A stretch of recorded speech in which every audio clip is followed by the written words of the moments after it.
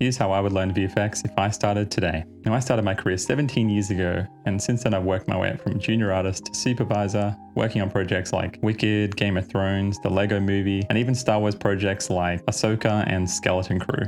Now, before I take you through what I do today, I'll take you through what I've done.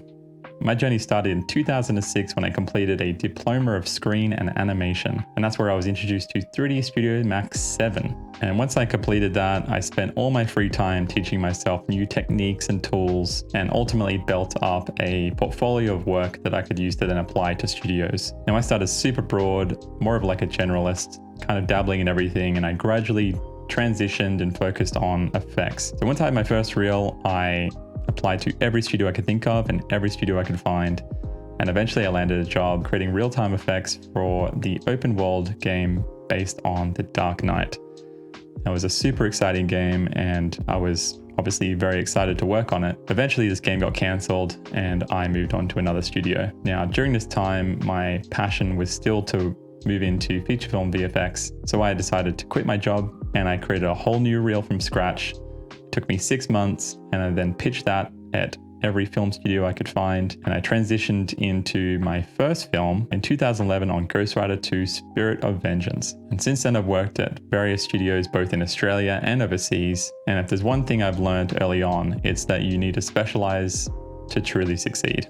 Visual effects is made up of a lot of different departments. You've got concept, modeling, texturing, look dev, animation, layout, rigging, effects, character effects, environments, pipeline TDs, lighting, compositing. My advice is to start broad, try it all and get an understanding of the entire VFX pipeline. Along the way, you'll figure out what you're good at, but most importantly, what you actually enjoy doing. And the benefit of starting broad at first can really come in handy later when you're working in production, because the more you know, the more problems you can solve, and it's going to help you just work with others a lot more easily. It's important to note that the area you specialize in will inform the kind of software you need to learn as well to some extent. And also the competition and industry demand and salaries that come will also vary depending on the role you specialize in within visual effects. So how do you learn the skills you need? Should you go to university, do a workshop or two, teach yourself? And the answer is kind of yes.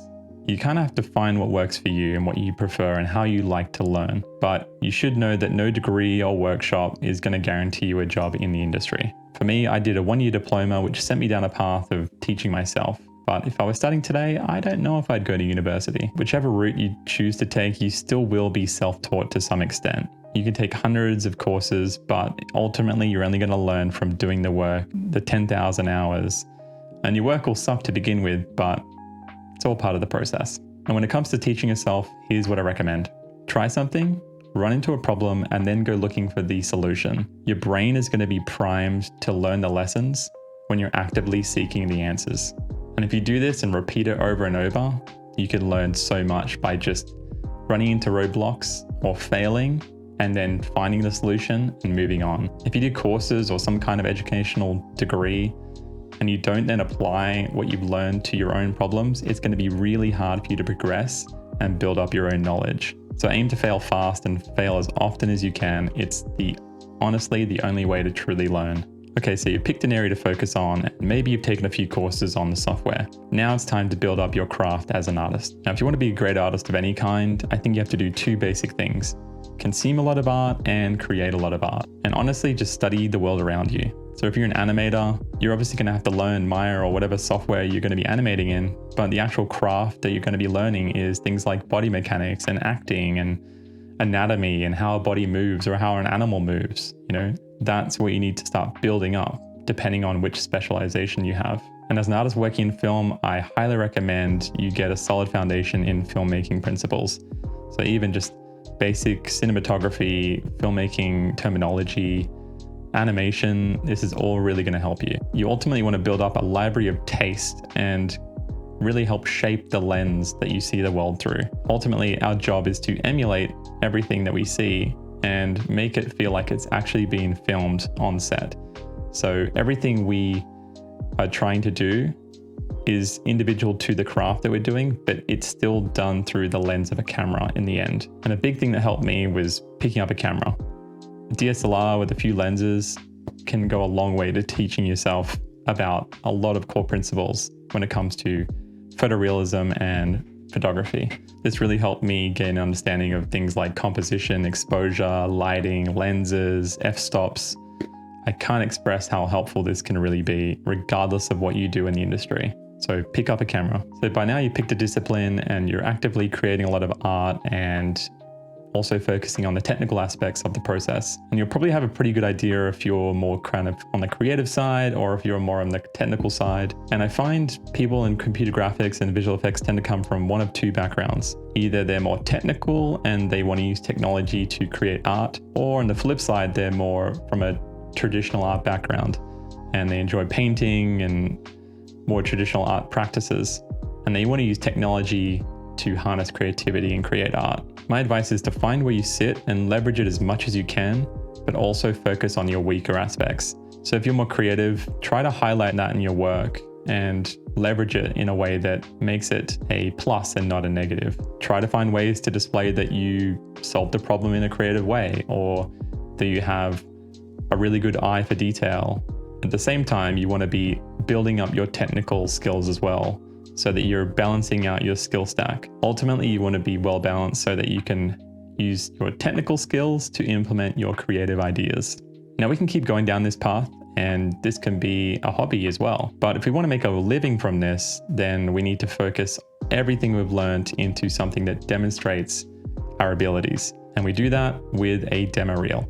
Now, if you're just starting out, I highly recommend you keep your reel to 30 to 60 seconds max. And remember, you don't need to prove that you can do everything in the reel. So play to your strengths. And if you're unsure about whether you should keep something in or out of the reel, just cut it.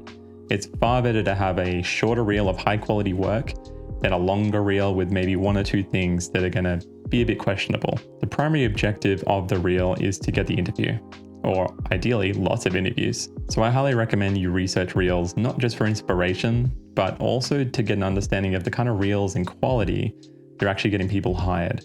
Now, when you're applying, make sure to keep the content in your reel specific to what you're applying for. So if you're applying for an effects artist job, make sure to make the effects the highest quality thing in your reel.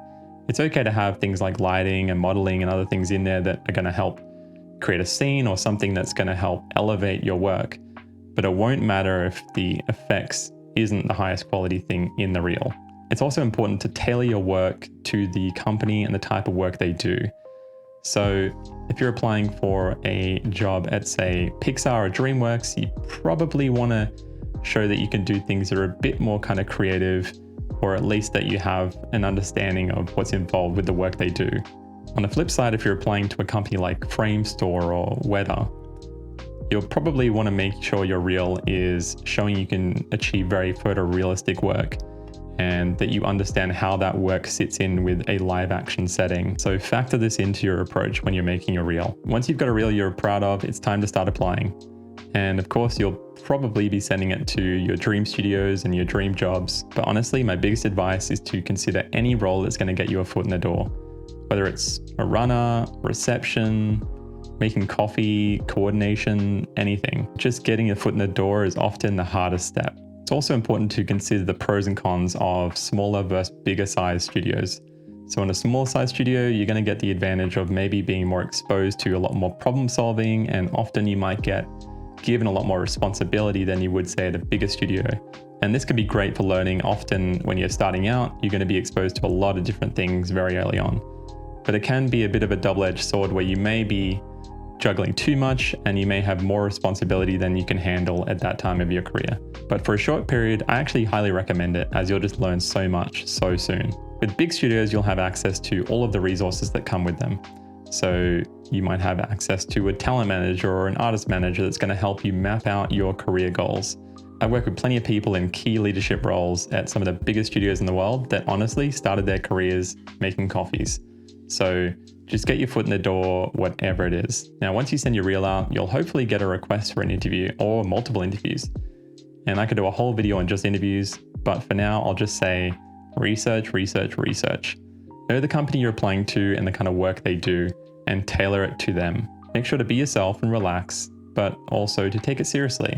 And when they dig for more detail about something on your reel or whatever it might be, try to have a thorough answer ready. And And when prompted, don't forget to ask your questions. Asking great questions in an interview can go a long way, as often asking great questions is such a big part of the job in visual effects. Now, you'll probably go through this cycle of interviews and applications over and over before you get the success. So understand you're probably going to get a lot more no's before you get that one yes. And at this point, you're also probably going to experience something like the Dunning-Kruger effect. And this happens when somebody's learning a new skill and they get that rush of overconfidence.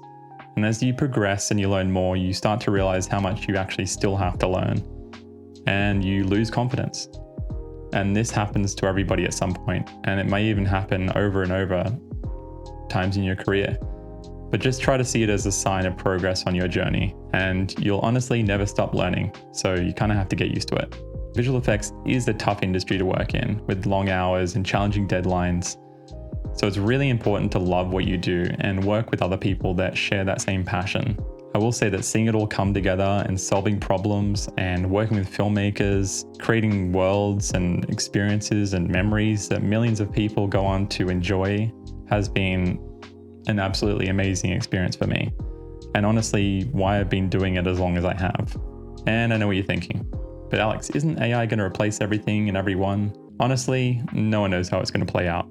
AI is certainly disrupting almost every industry at the moment, and the film industry is no different. However it plays out, one thing will remain certain, and that's that there will always be a need for executive function when it comes to making creative decisions. And this is why creative skills are becoming even more important as technical barriers come down. The majority of people are not able to articulate what's good or bad about an image or a film and how to improve it. And this has led many to overestimate the quality of AI-produced work while underestimating the necessary quality and control to create content and entertainment that's worthy of your time, attention, and well-earned cash. With all that said, I do recommend you do your research when it comes to which areas of the pipeline are more susceptible to AI automation, and also which software is well placed to take advantage and combine AI with existing VFX workflows. For example, Houdini is well placed, I think, because it has such a procedural approach to solving problems and processing data that perfectly complements with machine learning. And we've already seen this with Sony ImageWorks using machine learning on Spider-Verse to predict ink lines on characters' faces. Bottom line is, if you want to be an artist, be an artist. The world needs more storytellers, filmmakers, designers, and artists. Honestly, now more than ever. So just remember to enjoy the process, follow the fun, and give yourself permission to fail along the way. That's all I've got for now. Let me know if you have any questions, and I'll see you in the next one.